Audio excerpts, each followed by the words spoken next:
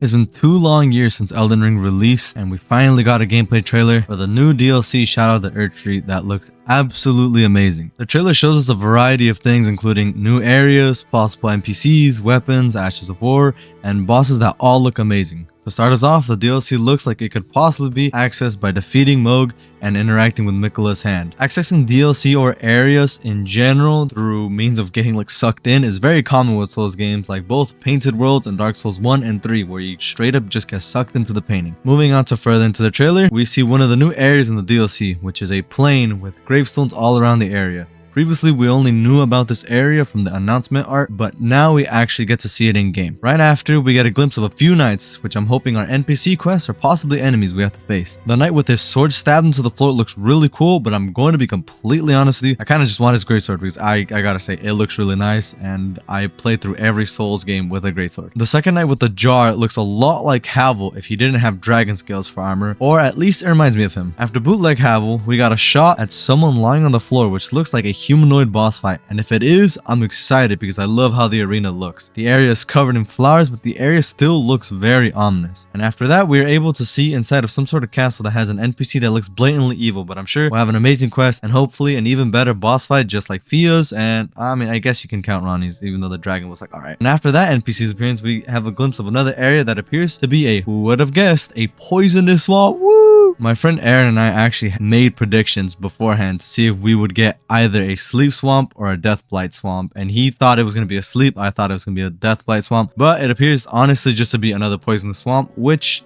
I don't know if I should be happy about, but it is what it is. There's also a possibility though that it's just a small lake with water that leads to the main area, being the building in front of the player. Afterwards, we get to see a painting, which I have no idea what it's about, but I hope we will figure it out. I'm just going to be completely honest. And then after that, we get to see the player on a cliffside with a bunch of jars chained up, and I do have to say, if those jars were once alive, this would be one cruel ass scene. Either way, we get to see another 2 areas with one castle looking cool, but the main part that enticed me was a fire giant after the areas because he looked really cool. He looks like a machine powered by fire and has huge attacks just like the fire giant did in the main game. I already really want to fight the boss, but I also really want to watch my friend Jose go against the boss because damn did he suck really bad against the fire giant in the base game. I also have to say I'm a big fan of the mask or face, whatever it is, of the boss because of the tentacles coming out that looks like the sun. And the next shot, it looks like another worm face type enemy, and I didn't like them that much, so I hope its attacks don't involve death blight at the very least. The next boss looks amazing, and it really reminds me of Bloodborne boss Vicar, Visar, whatever however you pronounce it, Amelia, which is also some sort of wolf. The few seconds of gameplay we get gets me really excited to go against the boss, but what I know is that most likely that missed breath attack is probably going to be a pain in the ass because I'm hoping it's not death blight, but it really looks like it. Other way, I gotta say, Elden Ring bosses really like catching lightning out of the sky because damn, I wasn't expecting a shot like this. And the next shot we get is what I presume is Miquella, but it's actually Mesmer the Impaler, which is a good ass name by the way. So I'm not 100% sure. One of my friends told me that it might be like the Beast Clergyman where his name ends up changing when he gets into a second phase, but who knows. Either way, the boss looks really cool and I can't wait to turn his soul into another weapon in my collection because damn, he's got way too much shit to not have something cool. Speaking of collections, the collector's edition looks absolutely amazing and I am really tempted to buy it, but it is on the expensive side, so I'm debating. On to the next part of the trailer, we see 2 enemies that remind me of Pinwheel, I'll be completely honest, from Dark Souls 1 for some reason, but the main thing you might have missed is what the player does. They look like they're holding dual curved swords, but their moveset or Ashes of War looks really good compared to other Ashes of War already in the game, especially the last part of the moveset, which I will say looks extra, but I actually really like. Afterwards, we get another glimpse of what I'm hoping for is another ranged weapon, which lets you spam knives, but if I'm over glazing this trailer, it could just be someone spamming knives already in the game.